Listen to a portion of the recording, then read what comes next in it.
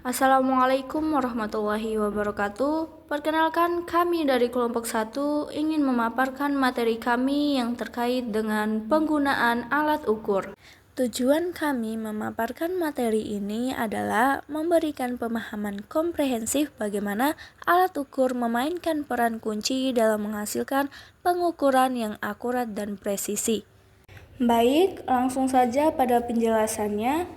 Konsep dasar pengukuran. Yang pertama, tujuan pengukuran. Tujuan utama pengukuran adalah untuk mendapatkan informasi yang objektif dan terstruktur sehingga karakteristik suatu objek dapat dibandingkan dan dipahami.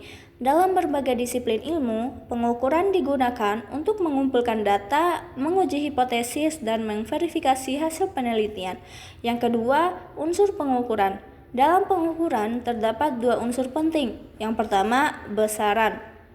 Kuantitas yang diukur seperti panjang, massa, suhu, dan waktu. Yang kedua, alat ukur. Perangkap yang digunakan untuk melakukan pengukuran yang dapat berupa alat sederhana seperti penggaris atau kompleks seperti termometer digital. Tahukah kalian apa itu alat ukur? Nah, di sini saya akan menjelaskan apa itu alat ukur.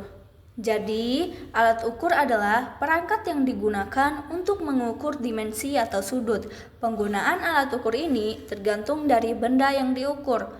Penggunaan alat ukur sangat penting dalam berbagai bidang termasuk ilmu pengetahuan, teknologi, industri, dan bidang lainnya. Alat ukur memungkinkan manusia untuk mendapatkan data yang akurat dan konsisten. Jenis-jenis pengukuran. Pengukuran terbagi menjadi dua. Yang pertama ada kualitatif dan kuantitatif. Kualitatif mengukur besaran fisik yang dinyatakan dalam angka, contoh panjang atau massa. Sedangkan kuantitatif mengukur sifat atau karakteristik yang tidak dapat dinyatakan secara numerik, contoh warna atau aroma. Jenis-jenis alat ukur. 1. Alat ukur panjang. Yang pertama ada penggaris, digunakan untuk mengukur panjang benda dalam satuan sentimeter atau inci. Yang kedua, meteran, digunakan untuk mengukur panjang benda dalam satuan meter. Sering digunakan untuk mengukur jarak atau panjang kain. Yang ketiga, jangka sorong, digunakan untuk mengukur diameter tebal dalam keadaan benda dengan tingkat ketelitian yang lebih tinggi, biasanya hingga 0,1 mm. Baik, di sini saya akan menjelaskan dua alat ukur massa. Yang pertama, neraca analog. Neraca analog digunakan untuk mengukur massa benda dengan menggunakan jarum penunjuk dan skala. Yang kedua, neraca digital. Neraca digital digunakan untuk mengukur massa benda dengan menampilkan hasil pengukuran pada layar digital. Yang ketiga, timbangan. Timbangan digunakan untuk mengukur massa benda dengan kapasitas yang lebih besar.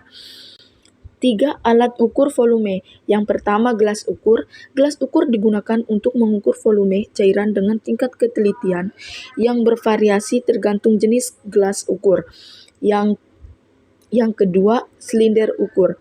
Silinder ukur digunakan untuk mengukur volume cairan dengan tingkat ketelitian yang lebih tinggi dibandingkan gelas ukur. Yang ketiga, buret. Buret digunakan untuk mengukur volume cairan dengan tingkat ketelitian yang sangat tinggi dan biasanya digunakan dalam titrasi kimia. Yang terakhir, pipet. Pipet digunakan untuk memindahkan volume cairan tertentu dengan tingkat ketelitian yang bervariasi. 4. Alat ukur suhu. Yang pertama, termometer, digunakan untuk mengukur suhu dengan menggunakan skala Celcius termometer. Yang kedua, Fahrenheit, digunakan untuk mengukur suhu dengan menggunakan skala Fahrenheit termometer. Yang ketiga, digital, digunakan untuk mengukur suhu dengan penampilan hasil pengukuran pada layar digital. Yang kelima, alat ukur waktu. Yang pertama, jam tangan, digunakan untuk mengukur waktu dalam satuan jam, menit, dan detik. Yang kedua, stopwatch, digunakan untuk mengukur waktu dengan presisi yang lebih tinggi. Biasanya digunakan dalam olahraga atau eksperimen ilmiah. Yang terakhir, jam alarm digunakan untuk mengatur alarm pada waktu tertentu. Nah, selanjutnya yaitu fungsi alat ukur secara umum. Tadi kita ketahui bahwasanya fungsi atau kegunaan alat ukur pada masing-masing alat ukur seperti pada panjang dan massa ataupun alat lainnya. Nah, jadi sekarang itu alat atau fungsi alat ukur secara umum yang dimana pertama yaitu memberikan data yang akurat. Nah, ketika kita melakukan sebuah pengukuran, maka kita harus memberikan data yang akurat. Yang kedua yaitu mengontrol kualitas produk. Nah, jadi ketika kita melakukan pengukuran, kualitas produk ini harus kita kontrol kayak gimana, apakah baik atau buruk. Yang ketiga yaitu mendukung proses penelitian dan perkembangan. Nah, jadi fungsi alat ukur secara umum ini juga tentunya mendukung nih proses penelitian itu seperti apa dan bagaimana perkembangannya. Yang keempat yaitu memastikan keamanan dan keselamatan. Tentunya ketika kita menggunakan alat ukur, kita harus memastikan keamanan dari alat ukur tersebut dan keselamatan bagaimana ketika kita menggunakan alat ukur tersebut. Yang kelima yaitu mendukung proses produksi. Nah, tadi kita ketahui bahwasanya pada bagian nomor 2 mengontrol kualitas produk, bagaimana produk itu. Nah, sekarang mendukung proses produksi. Nah, ketika kita melakukan sebuah produk, melakukan sebuah pengukuran, maka produksi yang kita lakukan itu harus bisa didukung dengan baik agar berjalan dengan bagus, dengan baik sesuai dengan harapan yang kita inginkan. Selanjutnya satuan pengukuran. Nah, yang dimana satuan dalam pengukuran terbagi menjadi dua. Yang pertama yaitu satuan baku dan satuan tidak baku. Yang dimana kita ketahui bahwasanya satuan baku merupakan satuan yang telah ditetapkan secara internasional seperti meter yang dilambangkan dengan huruf M untuk pengukuran panjang dan kilometer yang dilambangkan dengan kg untuk pengukuran massa atau berat. Nah, satuan ini bersifat tetap, mudah ditiru dan berlaku luas di seluruh dunia sehingga memudahkan berkomunikasi secara ilmiah. Nah, selanjutnya yaitu satuan tidak baku. Nah, satuan tidak baku ini merupakan satuan yang tidak diakui secara internasional seperti hasta atau jengkal. Nah, penggunaan satuan ini dapat menghasilkan perbedaan dalam pengukuran sehingga tidak dapat digunakan untuk perbandingan yang konsisten. Sehingga dalam satuan tidak baku ini misalnya kita menggunakan jengkal, maka jika pengukuran perbedaan antara orang dewasa dan orang anak-anak, maka hasil pengukuran menggunakan jengkal akan berbeda sehingga tidak termasuk dalam pengukuran yang baku atau termasuk tidak internasional dan tidak menghasilkan suatu ukuran yang konsisten. Baik, di sini saya akan menjelaskan tentang membaca alat ukur dengan skala internasional. Membaca alat ukur dengan skala internasional atau SI memerlukan pemahaman dasar tentang satuan SI yang digunakan. Berikut beberapa penjelasannya. Yang pertama, kenali alat ukur dan satuan SI-nya. Panjang meter digunakan dalam penggaris, mistar atau jangka sorong. Yang kedua, massa kilogram digunakan dalam timbangan. Yang ketiga, waktu detik digunakan dalam stopwatch atau jam. Yang keempat, suhu Kelvin atau derajat Celcius digunakan dalam termometer. Terus arus listrik ampera digunakan dalam amperemeter. Intensitas cahaya candela, jumlah zat atau mol.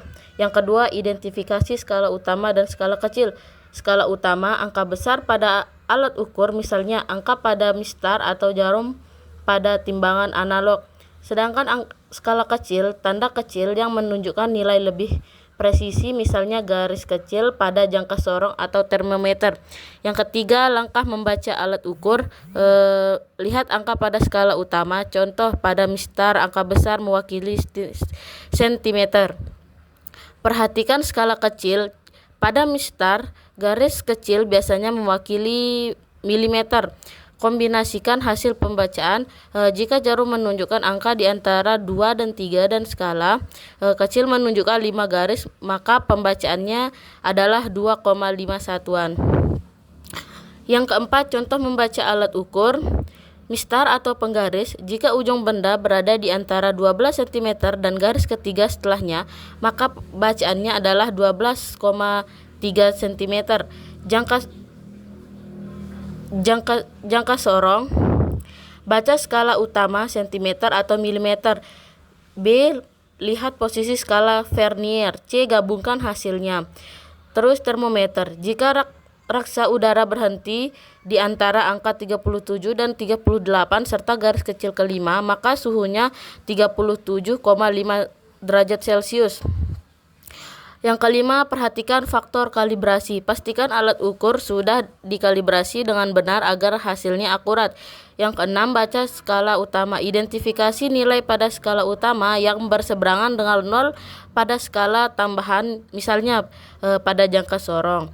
Yang ketujuh, hitung total. Tambahkan hasil dari skala utama dan skala tambahan untuk mendapatkan nilai akhir. Baik, mungkin itu saja yang bisa kami paparkan. Terima kasih, semoga bermanfaat. Lebih dan kurangnya kami mohon maaf. Wassalamualaikum warahmatullahi wabarakatuh.